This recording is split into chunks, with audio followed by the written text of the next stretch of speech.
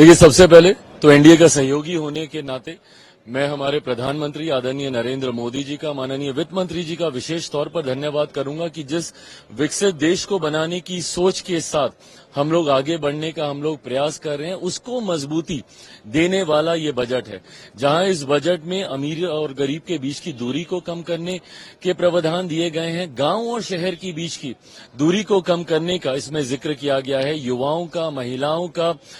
Middle class का जिस तरीके से हैंड होल्डिंग का जिक्र इसमें किया गया है, युवाओं के स्किल को किस तरीके से मजबूती देने के प्रावधान इसमें बनाए गए हैं। मुझे लगता है हर क्षेत्र, हर सेक्टर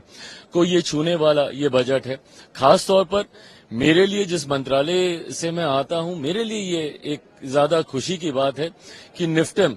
का एक लंबे समय से हम लोगों की मांग रही थी। अभी सिर्फ निफ्टेम के 2 ही इंस्टीट्यूट थे, हम लोग लंबे समय से चाहते थे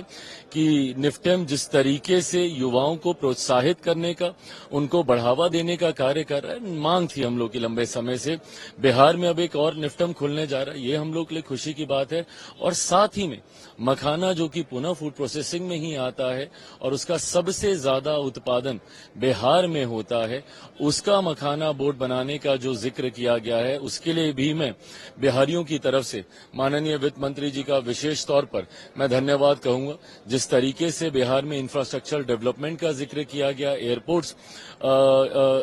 ग्रीनफील्ड एयरपोर्ट का इसमें जिक्र किया गया, एयरपोर्ट की एक्सपेंशन का जिक्र किया गया, आईआईटी में जिस तरीके से बिहार में एक्सपेंशन का जिक्र किया गया, तो मैं ये मानता हूं कि बिहार के लिए भी और साथ में पूरे देश में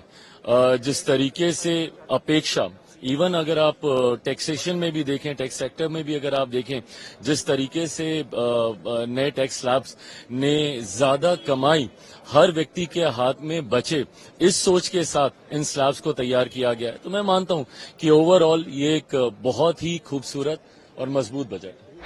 बजट में सबसे बड़ा खास यही है कि किसी जमाने में लखपति होना एक बहुत बड़े अमीरी होने की निशानी मानी जाती थी, पर आज के समय में मिडिल क्लास को सबसे ज्यादा बोझ है। और लखपति 1 लाख रुपए महीना कमाने वाले को इनकम टैक्स के संपूर्ण छूट देकर के, और जो सैलरी वाले उनको 12,75,000 तक की पूर्ण छूट देकर के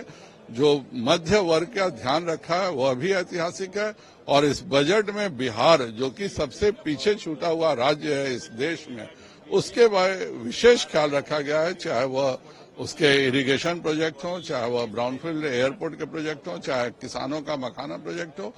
तो हर गरीब की चिंता और सबसे पीछे छूटे हुए प्रदेश की चिंता, दोनों की चिंता माननीय प्रधानमंत्री श्री नरेंद्र भाई मोदी जी ने किया। देखिए, बजट जो है ये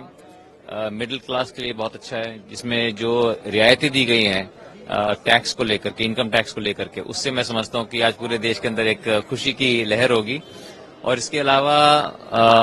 सभी की, खास करके एमएसएमई के लिए, जो छोटे उद्योग हैं, छोटे लघु उद्योग हैं, उनके लिए बहुत कुछ इसके अंदर दिया गया है कि उनको कैसे इनकरेज किया जाए। इसके अलावा न्यूक्लियर पावर के ऊपर जो है आगे चल के प्राइवेट सेक्टर भी उसमें पार्टिसिपेट कर पाएगा।